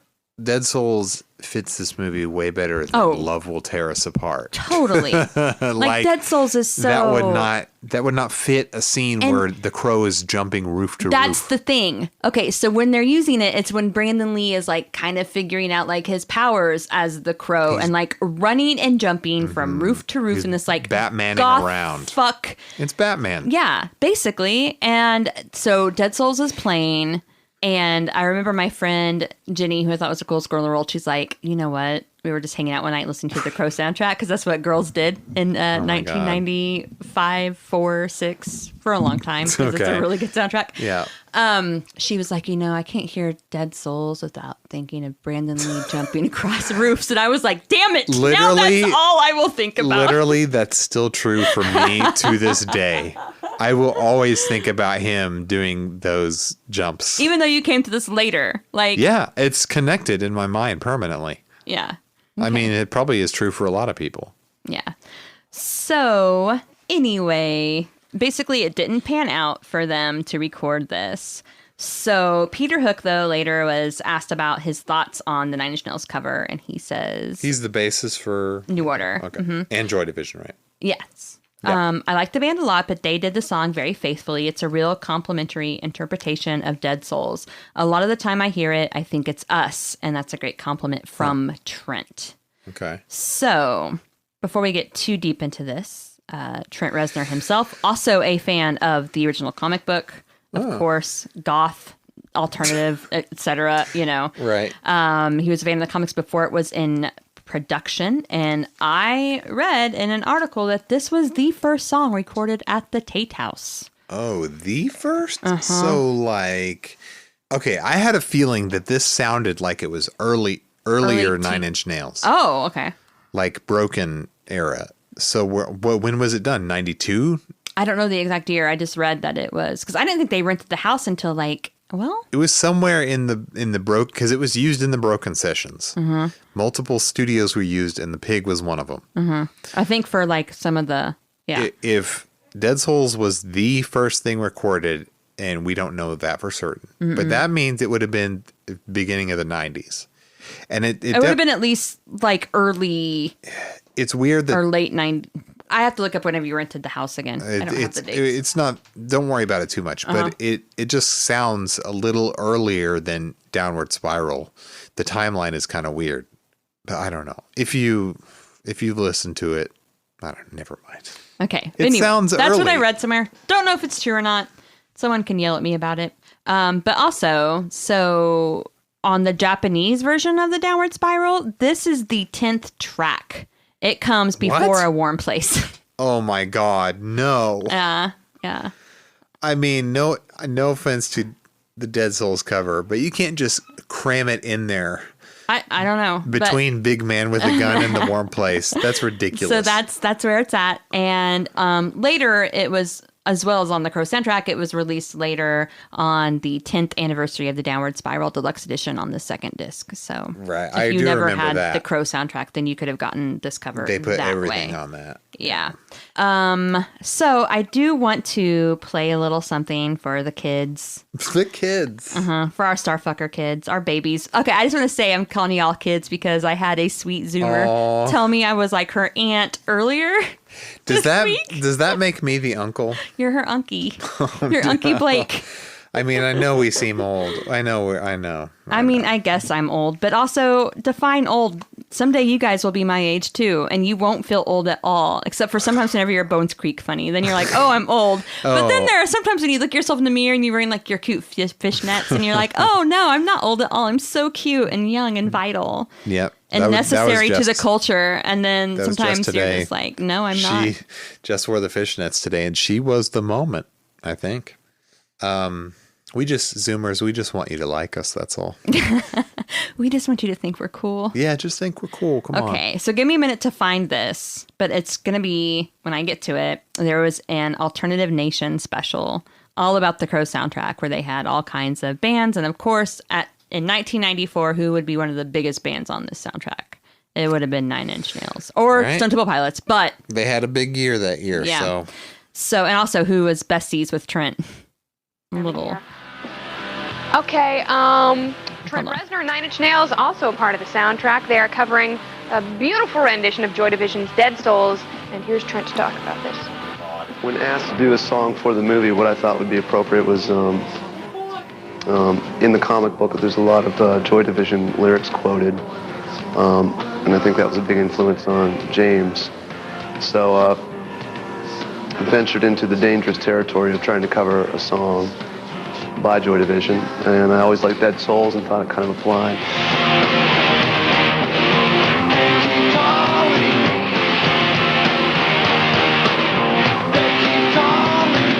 That's them playing it live. They did play it on tour and stuff. So yeah, and they played it at Woodstock too, I believe. Oh, did they? Did they? I can't remember. I feel like they did, and I feel like I also played Burn. A listener will tell us. I was a fan of the comic book before I heard there was a film being made, and it appeared to be being made the right way. I was somewhat intrigued to be involved in it in some capacity. Oh God, he's basically Brandon Lee there. Look at him. This is before Trent Reznor had abs, so. Still beautiful. Dead Souls in the film is used fairly towards the front of the film, where when Brandon Lee becomes the Crow and is kind of seeking out his first victim, running over rooftops, and it's a pretty powerful scene. I was flattered to see that it was used there. It's badass. And we're flattered that you're as pale as you are, because you believe in healthy skin, first and foremost. Trent, March the Pitch, 9 Inch Nails up next. Stay here. Yeah, she's wearing the weirdest outfit. Kennedy's a problematic crush, maybe? Guys, you know what? We're going to just create a clip of that for y'all and put it on our Instagram. We should. You have to see this bikini top.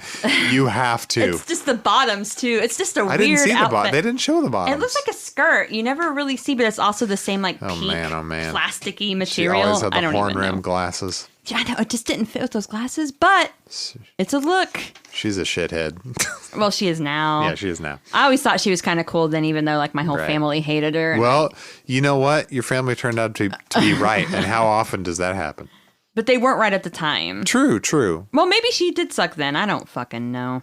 But, you know, okay, can I tell you a funny story? At the beginning of the pandemic, people were taking a lot of pictures of their homes, and you could see, like, bookshelves and shit. And there was a picture that Mary Queen took inside their home. And you could see, it was like a painting that she was working on, but on either side of her were bookshelves. And I am always curious as to what are on people's bookshelves, because I feel like you can learn so much about someone, right? By the books on their bookshelves, especially the bookshelves that are out like where people can see them, like in a living room, whatever. And so I zoomed in and I was like, okay, yeah, some of these track. And then I get to a John Stossel book and I'm like, what the fucking fuck? And you know what I think? I think that now that I think Kennedy sent it to him as a gift and was like, maybe, Brother Reznor, I want you to get into this libertarianism shit with me and John Stossel.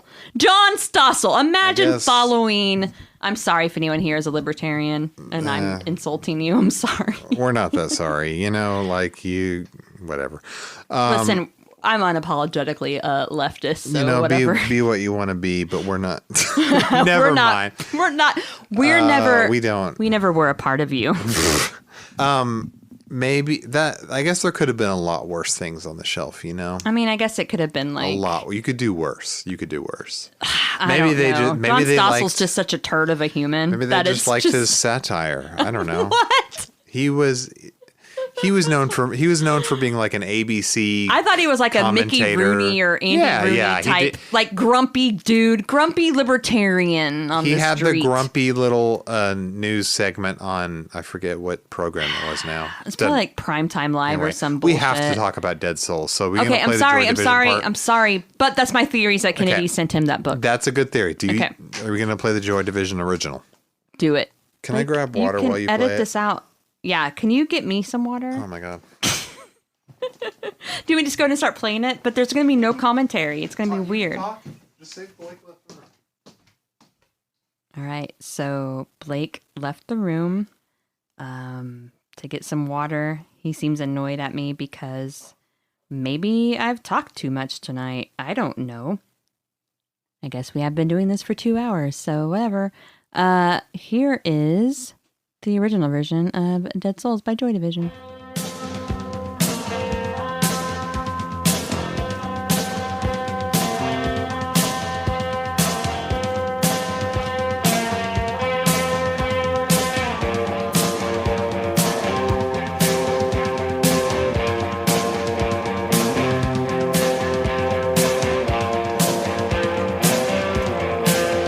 Blake brought me water. They're still in the intro, Blake. It's cool.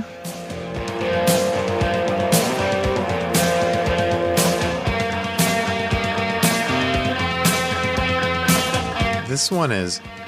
How long is the Joy Division original version? It's almost 5 minutes. For some reason I remember it longer, but maybe it just seems long. I think it just seems longer. It's significantly faster than the 9 Inch Nails cover.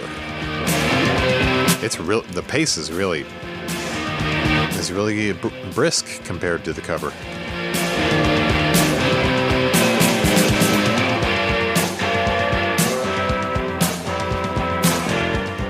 So very similar to the way Trent does it.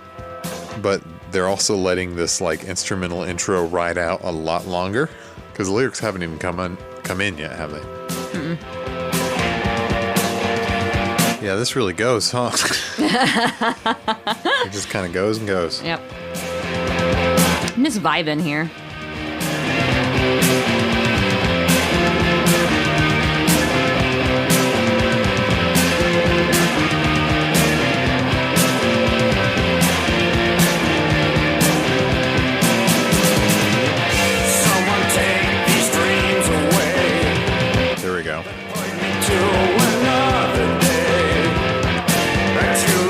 So his vocal's pretty different from Trent's.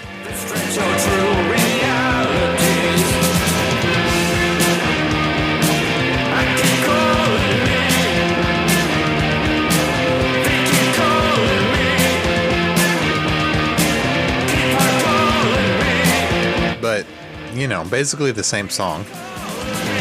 Mm-hmm. You ready to move? Melodically and everything. Yeah, I wonder if it's in the same key. I can't recall. So the cover.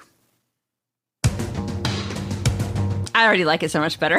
We're going to talk about covers in a minute and things we didn't know we were covers. And this is my Sounds thing. like same key, but you can hear the tempo is way down. Mm-hmm.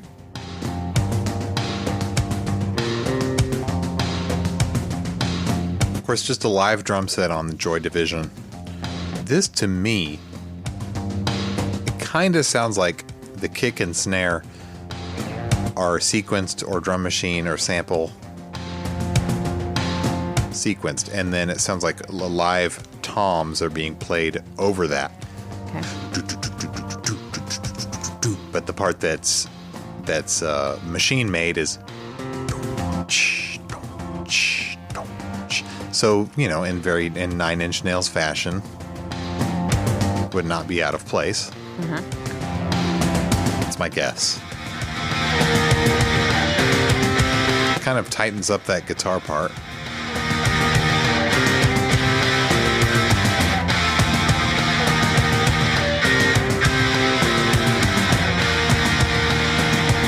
So yeah, there's really only 2 parts to the song. I think much better vocals. I'm sorry. I think so. I mean, I was never a huge fan of the Ian Curtis vocals. I think the mood of this fits the movie better.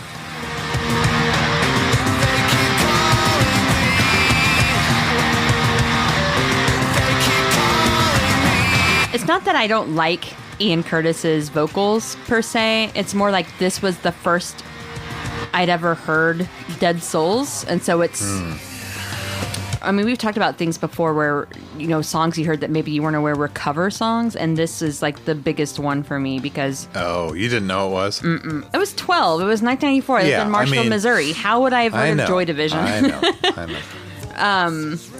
Yeah, and I don't even remember the first time I heard the Joy Division version, but I remember going, oh no, 9 Inch Nails is 1,000 times better. Like, to me, this is... I mean... I don't know, because it's what I always had heard for many, many, many years, so it was... Yeah. There's the bass, the guitar, the vocal, the drums that we talked about, and then there's noises in the background, which might be samples. Just like all that stuff you hear in typical NIN fashion. Mm-hmm. There's noises or samples coming from somewhere of samples of unknown noise of unknown origin. Damn it, I can't talk. It's okay. Damn it. Try again. It always does this to me. No, I said it, but okay. It always does this to my mouth. Alcohol. What always does? Alcohol fucks up my mouth, and I can't form the stupid words. I just have a broken mind, so it's okay. My mind can think the words just fine. The muscles in my face relax, and I can't say it. When I first heard this, I thought this was the gothest, darkest shit I'd ever heard. Really? I I was in like 7th grade. All right. Like just 3 months prior, I was listening to like Ace of Base. Are you insane? Like this to me was like, I was definitely, wow. When this came out, I was in Ace of Base mode, and I was unaware of any dark music. I mean, my sister listened to like John Michael Montgomery. Are you kidding me? Like, I mean, lame. She's lame. I do have questions about the song. All right. I don't know if I have answers. What is the song about, and what does the title mean? Dead souls. They keep calling me. Are they the ghosts? The dead souls? I don't know. Some people think it's also about schizophrenia. Really? Well, let me look at the lyrics real quick. I'm looking at the lyrics too here. So there's a Take duel of personalities. Yeah. Stretch all true reality. They keep calling me. Yeah. Keep on calling me. Mocking voices. Ring the bell. Imperialistic House of Prayer. Interesting. That's what IHOP should change their name to. The strangest. Oh, it is IHOP. Oh my God. Why would I? They really should. They should do an Imperialistic House of Pancakes. They should do an Ian Curtis promotional week. An Ian Curtis pop up. Yeah, pop up. Mm-hmm. You know how they do like the McDonald's right now is doing the like Saweetie meal. The strangest line: conquistadors who took their share. Mm-hmm. Like, what does that mean? I mean, there's not that many lyrics. Yeah. After that, it's pretty much just calling me. They keep calling me for several more minutes, and that's it. So what are your thoughts on it? Well, now this is off the cuff, just like voices that are haunting you and they won't shut up. Like, is there much more to it than that? I mean, of course there is, but that's my very basic reading. Mm. And are the voices ghosts, or are they like metaphorical ghosts in your own mental? I don't know. You tell me. Blake. Jesus, you're supposed to be the crow expert. Come on. I do not like to interpret songs for people unless it's very, very blatant as to what the meaning is. I don't like to say, like, I don't like to be one of those commenters on genius.com who's like, this is what it means. Because those people 90% of the time are dumb as hell. I mean, unless it's obvious that it's like a song about a shitty breakup or a murder song where some girls get together and murder a cheater or an abuser. Or a guy decides he just wants to shoot someone to watch him die, whatever. Or if it's a song about a driver's license. I mean, those are all kind of obvious as to what the meanings of those songs are. But I see where I don't like to interpret songs that are maybe more abstract. This is a bit abstract. I see where you could get the schizophrenia, but you don't. Let's dispel the misunderstanding that schizophrenia and hearing voices are one and the same. It's true, but at the time, I think people interpreted them as one and the same. Right, they did, especially decades ago. Mm-hmm. But sometimes you just want certain voices to shut up and stop calling you. You know, we've all felt that way, whether we're crazy or not. Yeah, like why do I get a phone call every day from Humana Inc. at 9:45? I'm not answering that shit. I don't know you. Leave a message, bitch. You need to block their ass. Now that we're past the 2-hour mark. Mm-hmm. I mean, might as well just drag it out to 3 hours. No. It's past my bedtime. To wrap it up, have we talked about everything on the soundtrack now? I think we've at least mentioned every song. We have. Okay. Is Dead Souls the best song on here? It's one of the best songs. I'd say it's definitely one of the best. Dead Souls. I think it's the best cover as well. It's not my favorite Nine Inch Nails song. It's, Oh, I was just saying it was the best cover out of all the cover songs on this album because there are 3. Oh, okay. Yeah. Sorry. Yeah, you're right. There's the Rollins Band and then Pantera. Those are all covers. Who's Pantera covering? God, it's some hardcore. Is that like an ACAB song? The Badge? I feel like I never paid attention to that song because it wasn't my thing. Kind of seems like it. Hold on, I'm trying to. Oh, Poison Idea. I already said that earlier. I thought maybe not. Yeah, I forgot what you said because I've never heard of them. So yeah, do you What do you want to rate the soundtrack? Do you want to rate the song? Oh God. You don't have to, but I mean, okay, fine. Maybe listeners expect us to give inch ratings to things. Well, I give this soundtrack 10 out of 9 inches. Oh my God, really? This is like one of my favorite soundtracks, and it doesn't even work just as a soundtrack. It works as an album. It works as a mood. It works as a very like I can establish a time and a place and a mood that I was when I was a kid listening to this. Like it just transports me. It's very of the time, and it is kind of the introduction to alt rock, or not necessarily alt rock, but darker corners of alt rock that I would never have probably gone to if I'd never bought this soundtrack, or it would have taken me longer at least. But yeah, this got me into some cool shit. Yeah, maybe change the course of your life. Maybe. It was either this or become like the biggest All for One fan. So choose wisely. Choose your path. We need to make a meme that's like 2 paths, and one is the Crow and the other is All for One. John Michael Montgomery. It was the Crow soundtrack's not as important to my life as it was to yours, just because it wasn't part of my childhood. Yeah. So I'd give it like a 7 inches out of 9. It has a lot of pretty good stuff on it, and nothing on it that's really bad. Just some stuff that I'm like not all that crazy about, but there's a lot of fun stuff on it too. And Dead Souls is fairly good. I really it doesn't measure up to 9 Inch Nails' original songs to me. Like, how does it rank on their covers? Because I mean, on their covers, they do a lot of covers. Like, I think honestly, so far we've talked about an Adam Ant cover, a Queen cover. I think those covers, or I think the Queen cover is a lot more fun, for example, than Dead Souls. But Dead Souls does have this moodiness that it depends on what mood you're in. If you're in a horny mood, then listen to Get Down, Make Love, or maybe listen to Physical. But what if you're like in a sad, horny mood?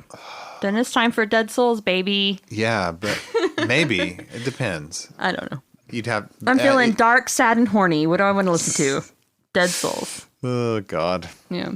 Okay. This is one of my favorite 9 Inch Nails covers, and I think it's very similar to the original. Yes. But I think it's my favorite because I was not familiar with the original. To me, this was basically an original whenever I heard it. Right. Might as as a well kid. have been. Yeah. And I've just always loved it so much. So, yeah, the actual cover I'll give a 9 out of 9 inches. I think it's great. Oh, I'll give it an 8. Okay. So that's the Crow. It's the Crow soundtrack. Mm-hmm. Next time, what's our next bonus up? If we missed anything, let us know. Oh, yeah, totally. We'll address it. And our next... If you want to yell at me for not being as into Pantera as I should be, whatever. Yeah. Different strokes for different folks, y'all. Next on the main feed is the Downward Spiral, right? And then yeah, we're gonna have several episodes though for Downward Spiral. Yeah. At least 3. Yeah. But also interrelated bonus episodes. The next bonus episode, is it going to be another soundtrack? Yes, it'll be Natural Born Killers. Natural Born Killers, a movie that she forced me to watch the other day. We'll talk about your reaction to it later. So that has even more Trent Reznor stuff on it. So that'll be fun. Yeah. Thanks, Tom Wolf. Oh yeah, thank you, Tom, for sending us that voice message. Thank you, listeners, for your support. Thanks, Starfuckers, for supporting us. You rule. You literally help us, pay to keep our lights on in here. Yeah. The podcast couldn't exist. Pay to host, pay for cool giveaways, pay for... Yeah, we couldn't do anything without future merch. Yes, we will. If you continue to support, we will continue to put merch out there and continue to do giveaways. And continue to make bonus eps. Yes, for sure. Yeah, at NailedPod on Instagram and Twitter. You might already know that. And if you haven't already, sign up for Discord. We have some fun chats in there. And also, we have some really cool hardcore fans who've been sharing some really awesome photos of band members of 9 Inch Nails that I've never seen before. And I'm so excited. We might share them to our Instagram at some point. But for sure, get in our Discord and we will. You can see all these photos that some people have shared of early Robin Fink. They're quite. This cute. One's going. I just saw this one for the first time today. Robin Fink's student ID from Berklee College of Music. Okay. It's made its rounds on Instagram. Oh, okay. Well, it's new to me. I didn't know he went. I guess he went to Berklee briefly. He was too cool for Berklee College of Music. We'll talk about that. We're going to have a Robin Fink episode, I'm sure. You know who? Oh, my God. You know who? A lot of people went to Berklee, first of all. Mm-hmm. But somebody that comes to mind, I think they use her in their like brochures to get students to... Oh, who should I be thinking of? Amy Mann. Oh, I didn't know that. Yep. Amy, we always come back to Amy. Thank you, Amy. It all comes back to Amy. Amy's ultimate she's mommy. Back on the gram. She's mommy. Anyway, time to bonk me. That's a signal that we've been podcasting late, too long. So thanks again for your support. We really do appreciate it, and we heart you. And Is there anything else you want to bring up? Thanks, Starfuckers. You're so vain. You probably think this pod is about you. It is.